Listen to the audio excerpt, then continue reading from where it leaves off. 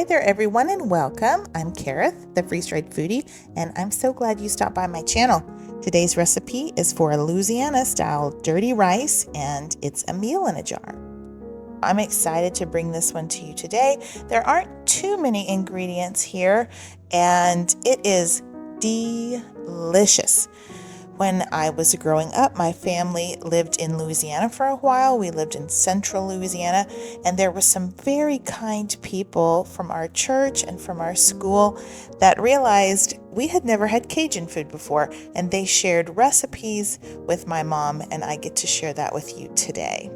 All right, you're going to need 2 pint-sized jars for this recipe. The rice will go in one, and the meat mixture will go in the other. The rice is just regular medium grain uncooked rice here. You do not want to use the Thrive Life instant rice. It will be complete mush by the end. Use regular uncooked rice. I like the medium grain much better than the long grain for dirty rice. And that is our beef bouillon. And then I have some green onions coming in here. Green onions are probably one of my favorite foods that Thrive Life has. They are delicious. And just real quick, let me tell you about them. I think the green onion can is maybe $8.20 or maybe $8.30. It is not very expensive. And there's like 56 tablespoons of green onions in there. Get you a couple of them. Those are a limited time product. And it lasts on the shelf unopened for 25 years. And once you open it, it's good for an entire year. So you could literally buy green onions once and have them for a couple of years. It's a great buy. All right, in your second jar, you're going to do your meat mixture. And I pulsed the sausage and the ground beef in the blender before I put it in the jar. You need to pulse that because you want a smaller texture than the nuggets that it comes in. Now, in Louisiana, they call onions, celery, and bell peppers the Holy Trinity. So that is what has to go in there.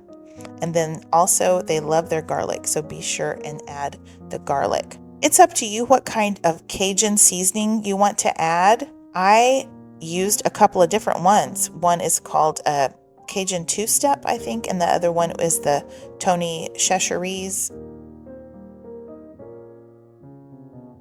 All right, and then if you're going to store these, you want to add your oxygen absorber. That is what you store on your pantry shelf, and because there's no dairy in there, I think these would store for a very long time, like more than a year. Not that you would want to keep it on your shelf that long, because this is delicious. All right, so use a heavy-bottomed pan or a Dutch oven, and you're going to need 2 tablespoons of bacon grease. Do not skimp on the bacon grease. You have to use 2 tablespoons of it. It's because we're going to saute all of the ingredients in there eventually. We're going to start with the meat mixture. This is what I call a dry saute, just because it's freeze-dried food. It hasn't been rehydrated yet. You're pouring it in there and there's no water in there, so I call it a dry saute. You want to dry saute this meat mixture for a couple of minutes. And it's just, you're gonna smell like a wonderful scent. It's just gonna change the way your meat tastes if you go ahead and do this dry saute. Also, the seasoning that you put in there will kind of come alive when it hits that fat. Now, go ahead and add 1 cup of water. We're going to do a quick hydration of those vegetables and of the meat. What we're wanting to do is hydrate them just enough to saute them. Sauteed vegetables will taste a lot better than boiled vegetables. So this very first cup of water is meant to simply hydrate the trinity, the onions, the celery, and the green bell peppers. You're hydrating them so that you can saute them. And remember that bacon grease is in there right now. So that's what is happening. When you get to a dry pot, you are sauteing those vegetables, and you need to saute those for a few minutes. That will bring out great flavor.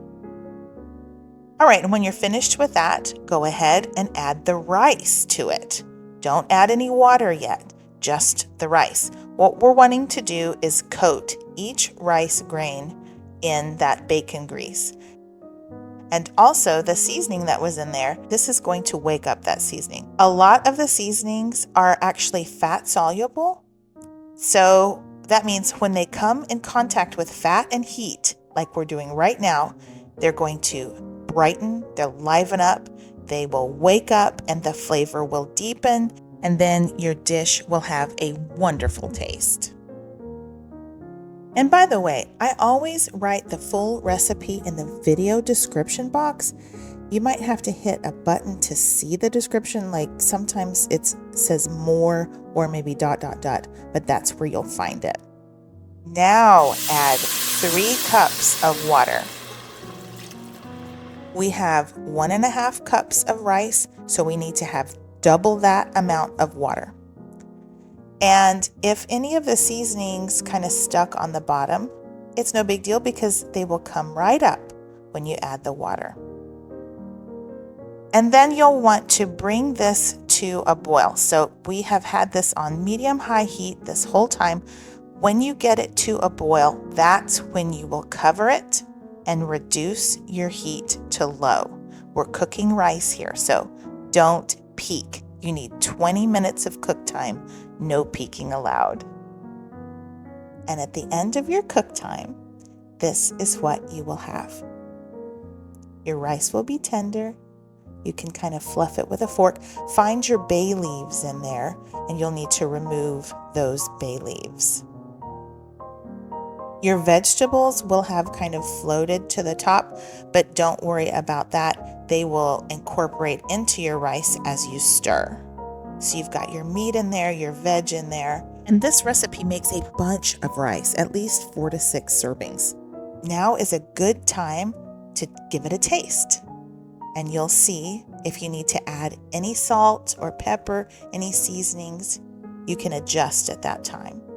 I added just a pinch of kosher salt, gave it a stir, and then it was ready.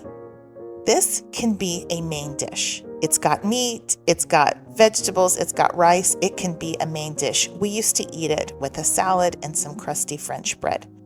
I went ahead and sauteed some shrimp to go along with our dirty rice tonight.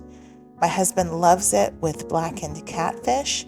If you've ever eaten at Papado's, the restaurant Papado's, they have a really good dirty rice, and it tastes very similar to that. I just want to say a big thank you to the ladies at Kitchens Creek Baptist Church in Pineville and Jackson Street Presbyterian Church in Alexandria, as well as Catahoula Christian Academy in Jonesville, Louisiana, for sharing your wonderful recipes with our family when we moved there.